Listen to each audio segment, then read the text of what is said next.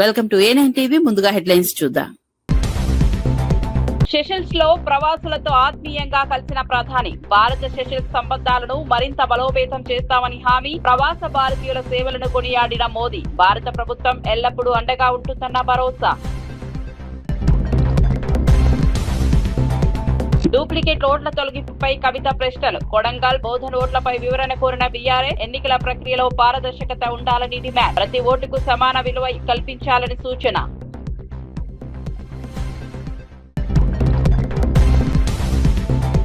అమరావతి రైతులకు వైసీపీ అండగా ఉంటుందన్న అవినాష్. అడ్డంకులు వచ్చినా వెనక్కి తగ్గబోమన్న హెచ్చరిక. ప్రజాస్వామ్యంలో పర్యటన హక్కు అందరికీ ఉందన్న వ్యాఖ్య. రాజకీయ కక్ష సాధింపులు మానుకోవాలని ప్రభుత్వానికి సూచన.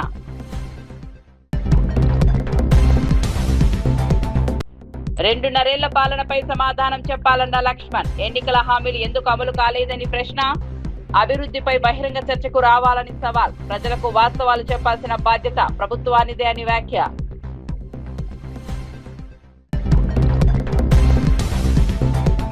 అమరావతి వ్యతిరేకులకు నైతిక హక్కు లేదన్న మంత్రి అనిత. రాజధాని అభివృద్ధిని ప్రభుత్వం వేగవంతం చేస్తోందని వ్యాఖ్య. రైతుల త్యాగాలను గౌరవిస్తామని అనిత స్పష్టం. రాజకీయ డ్రామాలను ప్రజలు తిరస్కరించారన్న విమర్శ. ఇక వార్త వివరాల్లోకి వెళ్తే, నల్గొండ ఎంపీ రఘువీరెడ్డి క్యాంప్ కార్యాలయంలో ఆసక్తికర ఘటన చోటు చేసుకుంది. ఆర్థిక సాయం కోసం మునుగోడు నుంచి వచ్చిన ఓ మహిళ మంత్రి కోమటిరెడ్డి వెంకటరెడ్డిని కలిసి తమ సమస్యను వివరించారు. ఈ సందర్భంగా మంత్రి సరదాగా స్పందిస్తూ మునుగోడులో దానకర్ణుడు రాజగోపాల్ రెడ్డి ఉండగా నేనెందుకు అంటూ చమత్కరించారు. మంత్రి వ్యాఖ్యతో అక్కడున్న నాయకులు కార్యకర్తలు ఒక్కసారిగా నవ్వుల్లో మునిగిపోయారు. అనంతరం మహిళ పరిస్థితిని తెలుసుకున్న మంత్రి ఆమెకు 50,000 ఆర్థిక సాయం అందించారు. అవసరంలో ఉన్న వారికి ప్రభుత్వం అండగా ఉంటుందని, ప్రజల సమస్యలను పరిష్కరించడం తమ బాధ్యత అని చెప్పారు. సరదా సంభాషణతో పాటు మానవత్వాన్ని చాటేలా ఆర్థిక సాయం అందించడం అక్కడున్న వారిని ఆకట్టుకుంది. మంత్రి స్పందనపై స్థానికులు కూడా ప్రశంసలు వ్యక్తం చేశారు. ప్రజలతో ఆప్యాయంగా మెలగడం, వారి కష్టాలను తెలుసుకుని వెంటనే స్పందించడం ప్రజాప్రతినిధుల బాధ్యత అని ఈ సందర్భంగా మంత్రి మరోసారి స్పష్టం చేశారు. రాజగోపాల్ రెడ్డి గారు దానకర్ణులు ఉన్నారు అక్కడ. నాది ఇది 50 లక్షలు ఇస్తే ఆయన ఏం కావాలి అన్ని చూసుకుంటాడు. మీరు రాజగోపాల్ దగ్గరికి పోరి ఏం కావాలి నీకు? గవర్నమెంట్ స్కూల్ చేస్తుందా? ఇది గవర్నమెంట్ స్కూల్ ఫ్రీ కావాలంట, కానీ ఈ సంవత్సరం అయిపోయినాయమ్మా. వెళ్ళి ఈసారి అయిపోయింది. చదివి నెక్స్ట్ ఇయర్ ఇప్పిస్తా. ఆ పైసలు ఇచ్చే ఖర్చులు ఏమైనా ఉంటే నేను ఇస్తాను. ఎందుకు పని చేయవు?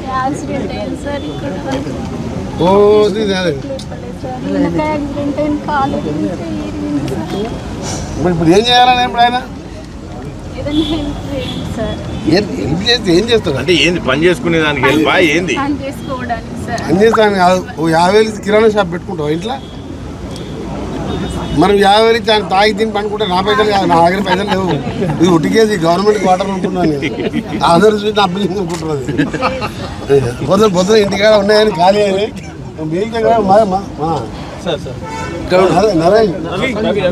రవి ఒక 50,000 డూప్లికేట్ ఓట్ల తొలగింపు అంశంపై బీఆర్ఎస్ అధ్యక్షురాలు కవిత ఎన్నికల సంఘాన్ని నిలదీశారు. కొడంగల్ నియోజకవర్గంలో 33,000 డూప్లికేట్ ఓట్లు ఉన్నాయని చెబుతున్నప్పటికీ గత ఏడాదిన్నరలో కేవలం 808 ఓట్లు మాత్రమే తొలగించారని పేర్కొన్నారు. అదే సమయంలో బోధన్ నియోజకవర్గంలో దాదాపు 7,000 కోట్లు ఎలా తొలగించారని ప్రశ్నించారు. ఈ రెండు నియోజకవర్గాల మధ్య ఉన్న వ్యత్యాసం అనుమానాలకు తావిస్తోందని అన్నారు. ఎన్నికల సంఘం ముఖ్యమంత్రికి అనుకూలంగా వ్యవహరిస్తోందా అనే సందేహాలు ప్రజల్లో వ్యక్తమవుతున్నాయని వ్యాఖ్యానించారు. ఈ అంశంపై ఎన్నికల సంఘం పూర్తి వివరాలు వెల్లడించి ప్రజల సందేహాలను నివృత్తి చేయాలని డిమాండ్ చేశారు. ఓటర్ల జాబితాలో పారదర్శకత ఉండాలని, ప్రతి ఓటు ప్రజాస్వామ్యానికి ఎంతో విలువైనదని కవిత పేర్కొన్నారు.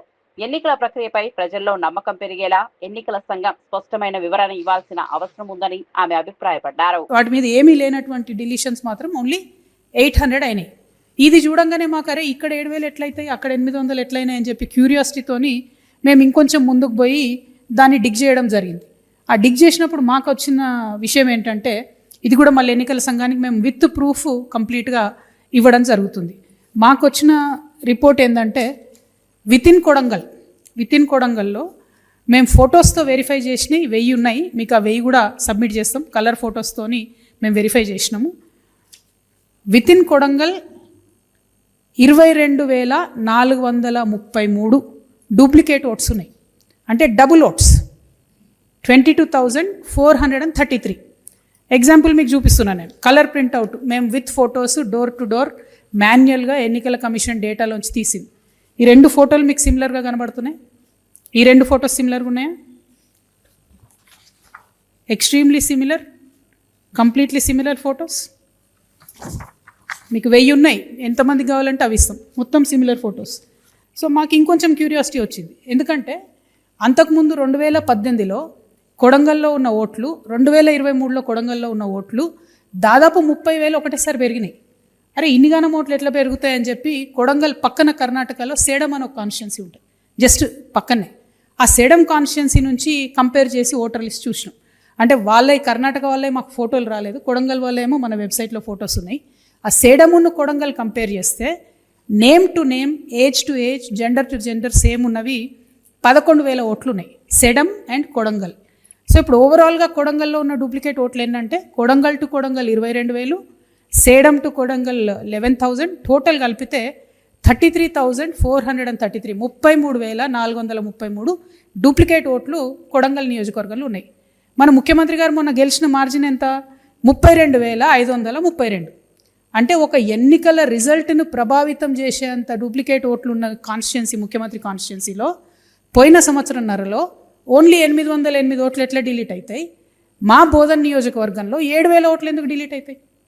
అంటే ఎలక్షన్ కమిషన్ అన్ఫేర్గా ముఖ్యమంత్రి గారికి ఏమన్నా ఫేవర్ చేస్తున్నారా అనేటటువంటి ఒక అనుమానం ప్రజల మధ్యలో వచ్చేటట్టుగా ఉంది. కాబట్టి దయచేసి ఎలక్షన్ కమిషన్ మాకు రిజల్ట్ ఇవ్వాలి. ఏపీ మాజీ ముఖ్యమంత్రి జగన్ పై మంత్రి బీసీ జనార్దన్ రెడ్డి తీవ్ర విమర్శలు చేశారు. వైసీపీ పాలనలో రాయలసీమలో రక్తపుటేరులు పారించారని, శాంతి భద్రతలు దెబ్బతిన్నాయని ఆరోపించారు. పరిశ్రమలను రాష్ట్రం నుంచి తరిమి కొట్టడంతో యువత ఉపాధి అవకాశాలు కోల్పోయారని అన్నారు. ప్రస్తుతం కూటమి ప్రభుత్వం రాయలసీమ అభివృద్ధిపై ప్రత్యేక దృష్టి పెట్టిందని, హార్టికల్చర్ హబ్ గా తీర్చిదిద్దే దిశగా చర్యలు తీసుకుంటోందని చెప్పారు.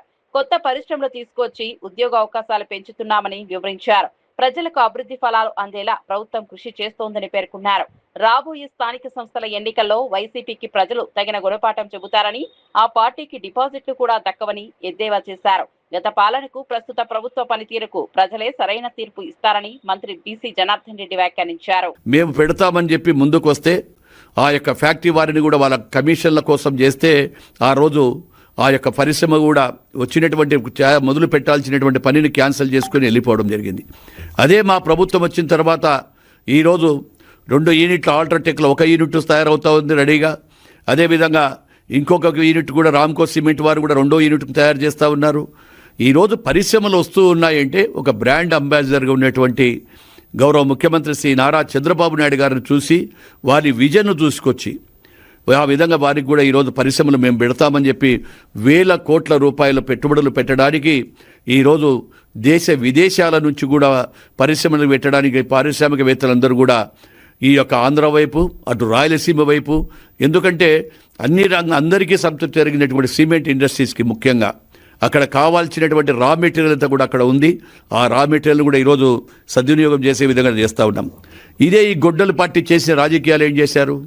కక్ష సాధింపు చర్యలు, మనుషులను గొడవలలో కేసులు పెట్టి ఇరికేయడము, ఆస్తులు లాక్కోవడము, అదేవిధంగా ల్యాండ్ టైటిల్ యాక్ట్ తీసుకురావడము, అదేవిధంగా రైతుల పాస్బుక్కుల మీద కూడా వాళ్ళ ఫోటోలు వేసుకొని రైతులందరూ కూడా భయాందోళన చెందడం జరిగింది.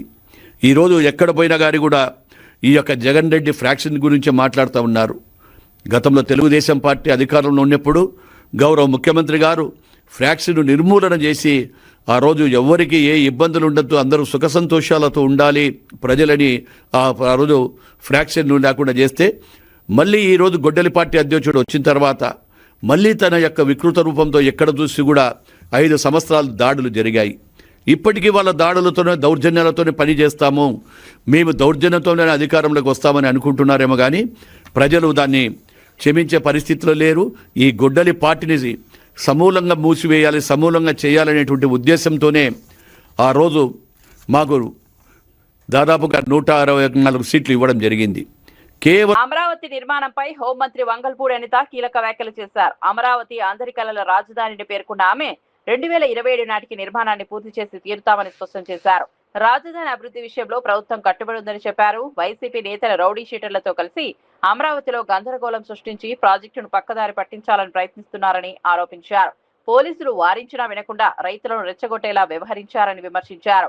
రాజధాని నిర్మాణాన్ని అడ్డుకునే ప్రయత్నాలను ప్రభుత్వం సహించదని తెలిపారు. రైతుల త్యాగాలను ప్రభుత్వం ఎప్పటికీ మర్చిపోదని, అమరావతిని ప్రపంచ స్థాయి రాజధానిగా తీర్చిదిద్దడమే తమ లక్ష్యమని మంత్రి అనిత స్పష్టం చేశారు. అభివృద్ధి పనులు వేగంగా కొనసాగుతున్నాయని, ప్రజల సహకారంతో రాజధాని నిర్మాణాన్ని నిర్ణీత గడువులో పూర్తి చేస్తామని వెల్లడించారు. ఎవరు వాళ్ళ మీద రాళ్ళు రువ్వారు, బయటకు వచ్చి ఎవరు మాట్లాడుతున్నారు. నేనేమంటానంటేనండి, అమరావతి అందరికీ కూడా ఒక కళల రాజధాని. అమరావతి ఇప్పటి వరకు 10 సంవత్సరాలు 2014లో రాష్ట్ర విభజన జరిగిన తర్వాత నుంచి ఆ రోజు అమరావతి డిక్లేర్ అయిన తర్వాత 5 సంవత్సరాలు అమరావతి కాదు 3 రాజధానులు అన్నారు.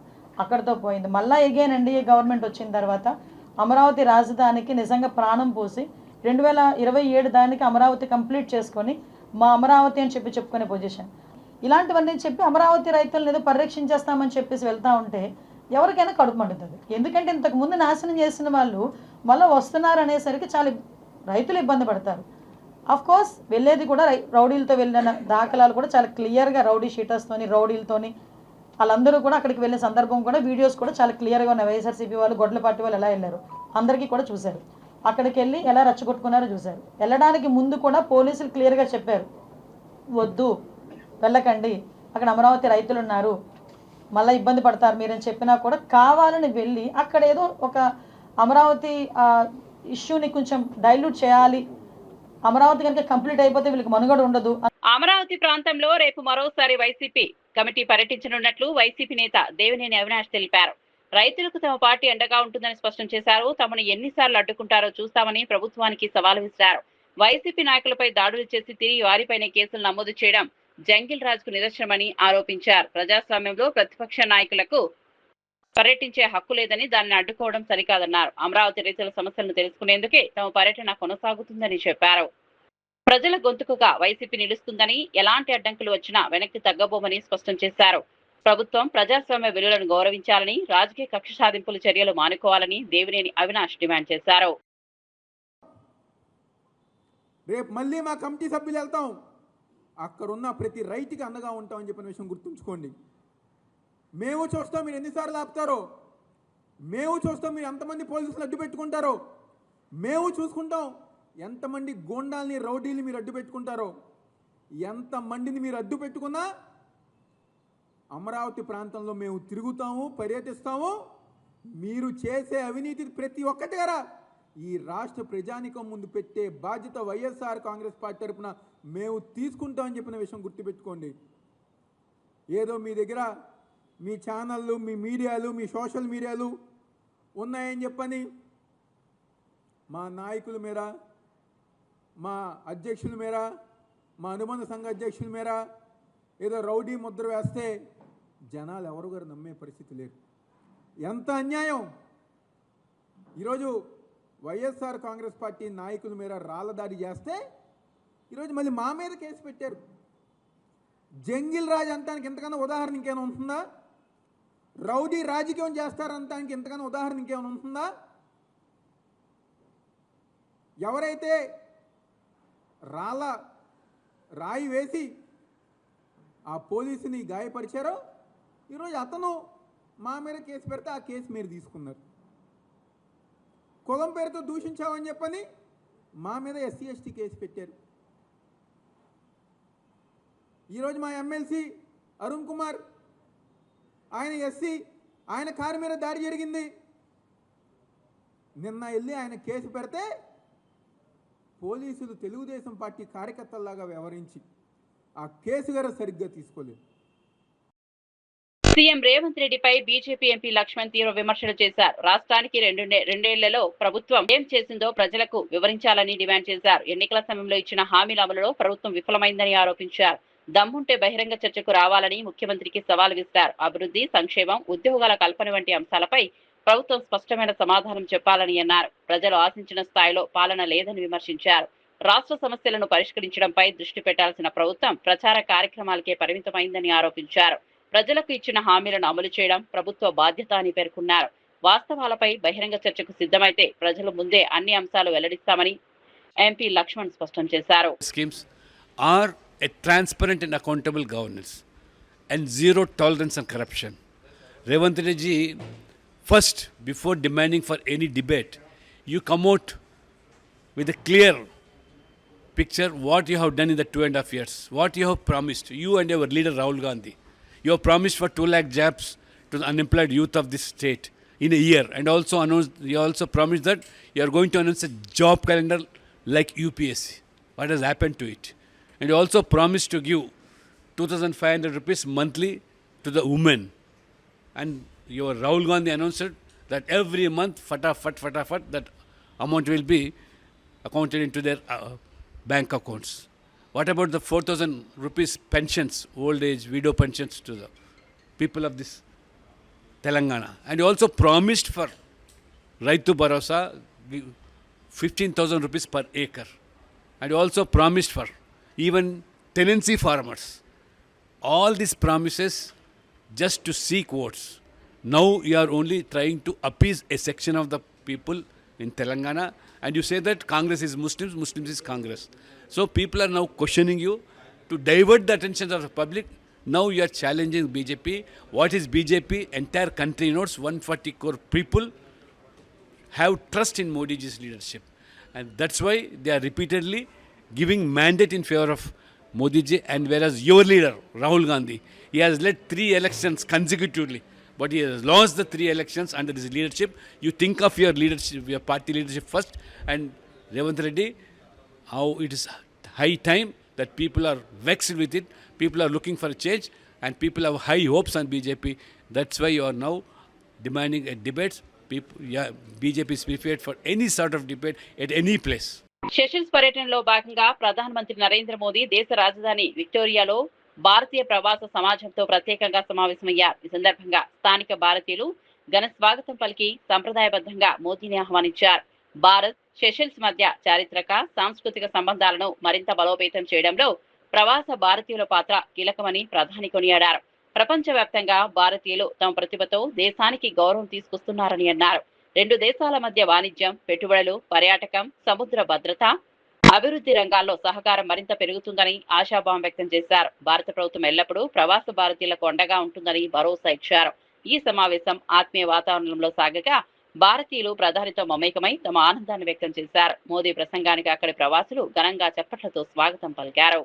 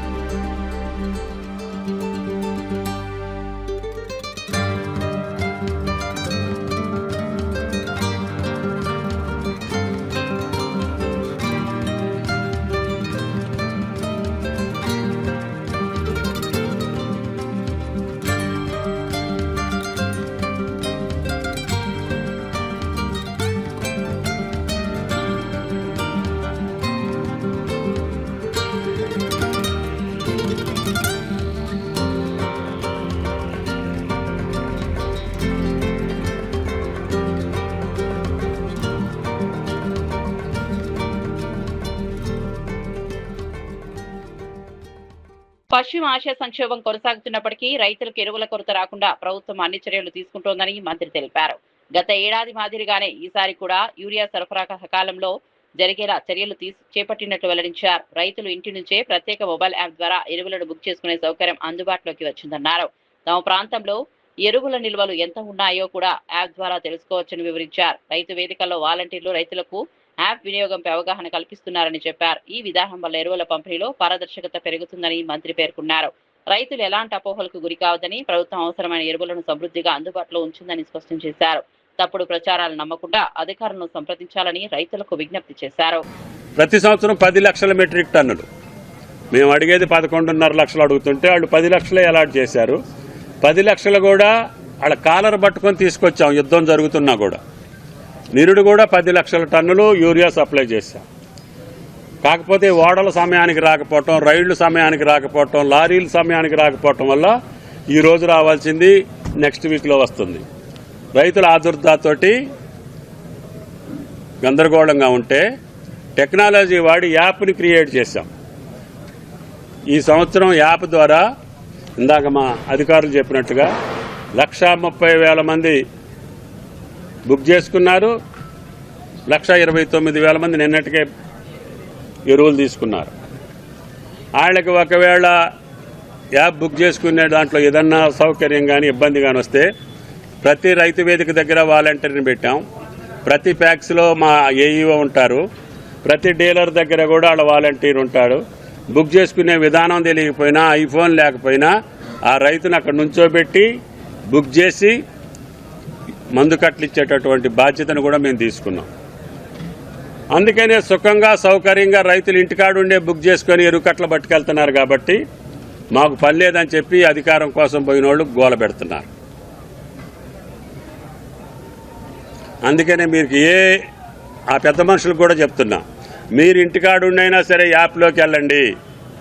చింతకాని మండలంలో ఎన్ని మందు కట్లు ఉన్నాయో మీ కళ్ళ ముందు ఉంటుంది. ఎంతమంది రైతులు తీసుకున్నారో మీ కళ్ళ ముందు ఉంటుంది. ఇంకా పాత బాణీతోటే ఆళ్ళని రేకెత్తించో, ఆళ్ళని రెచ్చగొట్టో, ఈళ్ళని రెచ్చగొట్టో రాజకీయ బతకాలంటే ప్రజలు కానీ రైతులు కానీ అంత పిచ్చోళ్ళు కాదు. మీరు చేసిన నిర్వాకానికే మీకు శిక్ష పడింది. దానికి బుద్ధి తెచ్చుకొని ఇప్పుడైనా వాస్తవాలు నిజాలు చెప్పి రైతాంగాన్ని ప్రోత్సహించేటట్టుగా, రైతాంగాన్ని నిలబెట్టేటట్టుగా రేవంత్ రెడ్డి గారి ప్రభుత్వంలో ఇచ్చేటటువంటి అన్ని సౌకర్యాలని రైతాంగానికి చేర్చే బాధ్యత మీరు తీసుకోండి. కానీ అడ్డుకట్లేసి అబద్దాలతోటి గందరగోళం సృష్టించాలనుకుంటే అది మీ రాజకీయ భవిష్యత్తుకే. అమరావతి పర్యటన నేపథ్యంలో వైసీపీపై మంత్రి కింజరపు అచ్చెన్నాయుడు తీవ్ర విమర్శలు చేశారు. గతంలో అమరావతిని వ్యతిరేకించి రాజధాని రైతులను, మహిళలను ఇబ్బందులకు గురి చేసిన వారికే ఇప్పుడు అక్కడి నుంచే పర్యటించే నైతిక హక్కు లేదని వ్యాఖ్యానించారు.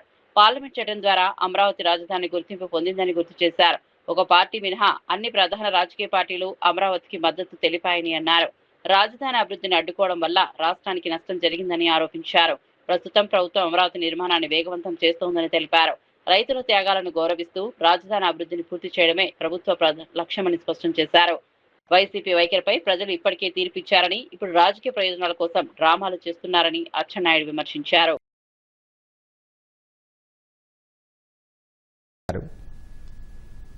5 సంవత్సరాలు అనరానటువంటి మాటలు, చెప్పుకోలేనటువంటి మాటలు, మహిళల్ని ఏ విధంగా అవమానపరిచారు, పొత్త కడుపుల మీద తన్నారు, కేసులు పెట్టారు. ఇన్ని చేసిన తర్వాత పోని ఇన్ని చేశావు, నీకు 2019 ఎన్నికల్లో కర్ర కాల్చి వాత పెట్టారు. అప్పుడైనా సిగ్గు రావాలి కదా. అప్పుడైనా సరే నేను చేసింది తప్పు లెంపలేసుకొని ముక్కు నేలకు రాసి ఆయన ఏదైనా ఒక స్టెప్ ముందుకేస్తే అడగొచ్చు. ఈరోజు దేశంలో, ప్రపంచంలో, భారతదేశానికి అత్యున్నతమైనటువంటి పార్లమెంట్లో, లోక్సభలో విభిన్న అభిప్రాయాలు ఉన్నటువంటి అన్ని రాజకీయ పార్టీలు అమరావతి రాజధాని అని చెప్పి ముక్త కంఠంతో మద్దతు తెలిపి చట్టాన్ని చేసిన తర్వాత దుర్మార్గమైనటువంటి ఒక్క గొడ్డల పార్టీ సపోర్ట్ చేయలేదు. సపోర్ట్ చేయగా పిచ్చోడులాగా మావిగానని చెప్పి ఇప్పటికీ మాట్లాడుతున్నటువంటి నువ్వు అమరావతిలో అడుగు పెట్టే హక్కు నీకెక్కడుంది? ఎవరికైనా ఒక సహనం ఉంటుంది, ఒక ఓపిక ఉంటుంది. సహనం, ఓపిక కోల్పోతే ఏమొస్తుంది? ఆవేశం వస్తుంది. అదే జరిగింది. 5 సంవత్సరాలు ఇంటిలో నుంచి నువ్వు ఎంత ధైర్యంగా బయటకు వస్తున్నావంటే ఇది స్వేచ్ఛాయుత ప్రభుత్వం, ఇది మంచి ప్రభుత్వం కాబట్టి నువ్వు బయటకు వస్తున్నావు. 5 సంవత్సరాలు ఏ పార్టీ నాయకుడైనా, ఏ రైతైనా ఇంట్లో నుంచి గడప దాటి బయటకు వచ్చే పరిస్థితి ఉండేదా? నువ్వు పాకిస్తానా, ఇది ఇతర రాష్ట్రమా, ఇతర దేశం అని శ్రీరంగ నీతులు మాట్లాడితే నమ్మేవాడెవడు? వైసీపీ అధినేత జగన్ పై మంత్రి గొట్టిపాటి రవికుమార్ తీవ్ర విమర్శలు చేశారు. గతంలో 3 రాజధానుల పేరుతో రాష్ట్రాన్ని అయోమయంలోకి నెట్టారని, ఇప్పుడు అమరావతి పేరుతో కొత్త రాజకీయ డ్రామాలకు తెరలేపుతున్నారని ఆరోపించారు. ఏపీని రాజధాని లేని రాష్ట్రంగా మార్చేందుకు వైసీపీ ప్రయత్నించిందని అన్నారు. అమరావతిలో ఉద్రిక్తతలు సృష్టించేందుకు వచ్చిన వైసీపీ నేతలను రైతులే అడ్డుకుని వెనక్కు పంపించారని పేర్కొన్నారు. రాజధాని నిర్మాణాన్ని పూర్తి చేయాలన్న సంకల్పంతో ప్రభుత్వం ముందుకు సాగుతోందని చెప్పారు. ప్రజల అభివృద్ధిని కోరుకుంటున్నారని, రాజకీయ వివాదాలను కాదని స్పష్టం చేశారు. రాజధాని అంశంపై ప్రజలను తప్పుదోవ పట్టించే ప్రయత్నాలు ఫలించవని, రాష్ట్ర ప్రయోజనాలే ప్రభుత్వ ప్రధాన లక్ష్యమని మంత్రి గొట్టిపాటి రవికుమార్ తెలిపారు. వైసీపీ నేతలు ఇష్టారాజ్యంగా మాట్లాడితే ప్రజల నుంచి తీవ్ర వ్యతిరేకత ఎదుర్కోవాల్సి వస్తుందని మంత్రి కొల్లు రవీంద్ర హెచ్చరించారు. జగన్మోహన్ రెడ్డి డైరెక్షన్ లోనే వైసీపీ నేతలు కొత్త డ్రామాలకు తెరలేపుతున్నారని ఆరోపించారు. గతంలో సిఆర్డీఏని రద్దు చేసిన వారే ఇప్పుడు దాని పరిరక్షణ గురించి మాట్లాడడం విడ్డూరంగా ఉందన్నారు. అంబటి రాంబాబు, పేర్నినాని వంటి నేతలు కులాల, ప్రాంతాల మధ్య విభేదాలు రెచ్చగొట్టేలా వ్యాఖ్యలు చేస్తున్నారని విమర్శించారు. ప్రజలను తప్పుదోవ పట్టించే ప్రయత్నాలు మానుకోవాలని సూచించారు. రాజకీయాల్లో హుందాతనం పాటించాలని, లేని పక్షంలో ప్రజలే తగిన గుణపాఠం చెబుతారని హెచ్చరించారు. రాష్ట్ర అభివృద్ధి కోసం అందరూ కలిసి పనిచేయాల్సిన అవసరం ఉందని, అనవసర రాజకీయ ఆరోపణలు ప్రజలకు మేలు చేయవని మంత్రి పేర్కొన్నారు. వ్యక్తులు బయలుదేరుతా ఉన్నారు. ఇవాళ అంబటి రాంబాబు కానీ, అలాగే ఇక్కడ పేర్నినాని, అసలు వీళ్ళు ఎలాంటి వ్యక్తులు ఒకసారి ఆలోచించారు. సిగ్గులేదు ఇవాళ ఆ రకంగా అక్కడ తిరగబడి మీలాంటి వ్యక్తుల వల్ల రాష్ట్రం నాశనం అయిపోయిందని చెప్పి ప్రజలు తిరగబడ్డారు. అది గుర్తుపెట్టుకోండి. ఇప్పటికైనా రాజకీయాలతో సంబంధం లేదు, నేను రాజకీయాలు వదిలేసానని చెప్పి మాట్లాడినటువంటి పేర్నినాని ఇవాళ ప్రతిదీ కూడా కులాలను, మతాలను, ప్రాంతాలను మాట్లాడుతూ రెచ్చగొట్టే కార్యక్రమాలు చేస్తున్నటువంటి విధానం ఇవాళ తరిమి కొట్టారు. గుర్తుపెట్టుకోవాలి. ఇదే రకంగా వ్యవహరిస్తే మిమ్మల్ని ఈ రాష్ట్రంలో కూడా ఉండకుండా తరిమి కొడతారని కూడా తెలియజేస్తారు. బీజేపీ జాతీయ అధ్యక్షుడు నితిన్ నవీన్ చేసిన వ్యాఖ్యలపై భువనగిరి ఎంపీ చామల కిరణ్ కుమార్ రెడ్డి స్పందించారు. దేశ రాజకీయాలతో పాటు తెలంగాణ పరిస్థితులపై కూడా పూర్తి అవగాహనతోనే వ్యాఖ్యలు చేయాలని సూచించారు. ప్రతి రాష్ట్రంలోని రాజకీయ, సామాజిక పరిస్థితులను తెలుసుకుని పర్యటనలు చేపడితే ప్రజలకు సరైన సందేశం వెళ్తుందని అన్నారు. వాస్తవ పరిస్థితులు తెలుసుకోకుండా చేసే వ్యాఖ్యలు అపోహలకు దారితీసే ప్రమాదం ఉందని పేర్కొన్నారు. తెలంగాణలో జరుగుతున్న అభివృద్ధి, ప్రజా సంక్షేమ కార్యక్రమాలను గుర్తించి మాట్లాడాలని సూచించారు. ప్రజాస్వామ్యంలో విలువలు సహజమే అయినప్పటికీ అవి వాస్తవాల ఆధారంగా ఉండాలని అన్నారు. రాజకీయ నాయకులు బాధ్యతాయుతంగా వ్యవహరించడం ప్రజాస్వామ్యానికి మేలు చేస్తుందని ఎంపీ చామల కిరణ్ కుమార్ రెడ్డి అభిప్రాయపడ్డారు.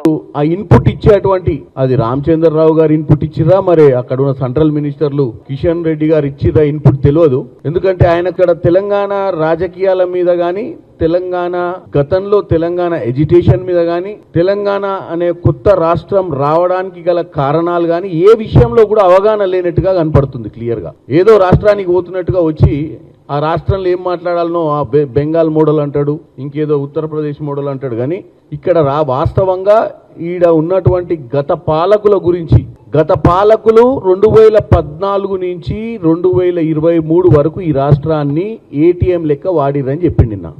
ఇప్పుడేమంటుండు కాంట్రడిక్షన్, అవినీతి జరగకుండా చూస్తాం ఇక నుంచి అంటుండు. నితిన్ నవీన్ గారు, మీరు కొత్తగా అధ్యక్షుడు కావచ్చు, మీ పార్టీ అధికారంలో 2014 నుంచి ఉంది. దేశంలో అవినీతిని కాపాడాల్సింది, అవినీతి జరగకుండా చూడాల్సిన బాధ్యత మీ పార్టీది ఉండే. మరి 2014 నుంచి 2023 దాకా ఏటీఎంగా వాడుకుర్రు. కాళేశ్వరం ప్రాజెక్ట్ ని గురించి మాట్లాడారు మీరు.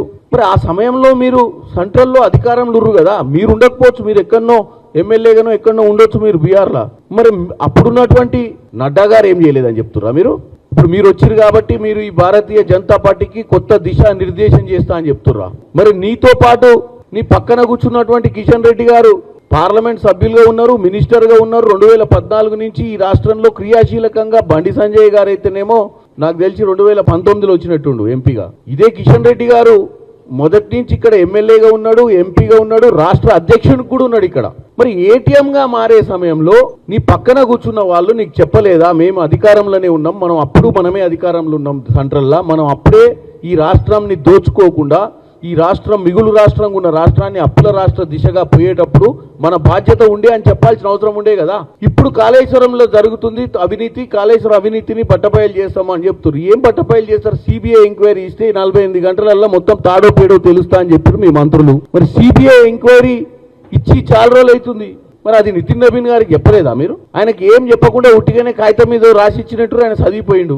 ఈ రాష్ట్రంలో కాళేశ్వరం సంబంధించిన దాన్ని అవినీతి పైన రాష్ట్రంలో కొత్తగా వచ్చినటువంటి కాంగ్రెస్ ప్రభుత్వము అన్ని రకాల ఎంక్వైరీ చేసిర్రు. నేషనల్ డ్యామ్ సేఫ్టీ అథారిటీ వాళ్ళు వచ్చిర్రు, అది కూడా సెంట్రల్ గవర్నమెంట్ బాడీయే. తర్వాత మేమేం చేస్తలేం, మాకు ఒప్ప చెప్పారు, మేము తాడో పేడో తెలుస్తామంటే మేము సెంట్రల్ కూడా ఒప్ప చెప్పినాము. మరి ఇవన్నీ ఏం చేయకుండా ఇకేం ఇప్పుడు చేస్తారు మీరు? మేము అధికారంలోకి మేమే వచ్చేటోళ్ళం, మా వాళ్ళ తప్పిదాల వల్ల రాలేదని చెప్తున్నాను. బులెటిన్ ముగించే ముందు హెడ్లైన్స్ మరోసారి చూద్దాం. సెషల్స్ లో ప్రవాసులతో ఆత్మీయంగా కలిసిన ప్రధాని, భారత సెషల్స్ సంబంధాలను మరింత బలోపేతం చేస్తామని హామీ. ప్రవాస భారతీయుల సేవలను కొనియాడిన మోదీ, భారత ప్రభుత్వం ఎల్లప్పుడూ అండగా ఉంటుందన్న భరోసా. డూప్లికేట్ ఓట్ల తొలగింపుపై కవిత ప్రశ్నలు, కొడంగల్ బోధన ఓట్లపై వివరణ కోరిన బీఆర్ఎస్. ఎన్నికల ప్రక్రియలో పారదర్శకత ఉండాలని డిమాండ్, ప్రతి ఓటుకు సమాన విలువ కల్పించాలని సూచన.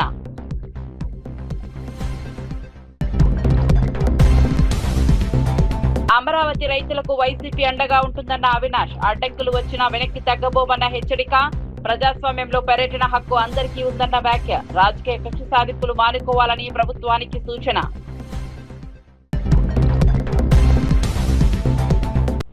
2.5 పాలనపై సమాధానం చెప్పాలన్న లక్ష్మణ్, ఎన్నికల హామీలు ఎందుకు అమలు కాలేదని ప్రశ్న.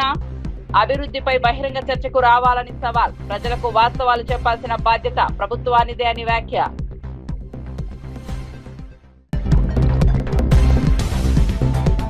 అమరావతి వ్యతిరేకులకు నైతిక హక్కు లేదన్న మంత్రి అనిత, రాజధాని అభివృద్ధిని ప్రభుత్వం వేగవంతం చేస్తోందని వ్యాఖ్య. రైతుల త్యాగాలను గౌరవిస్తామని అనిత స్పష్టం. రాజకీయ డ్రామాలను ప్రజలు తిరస్కరించారన్న విమర్శ.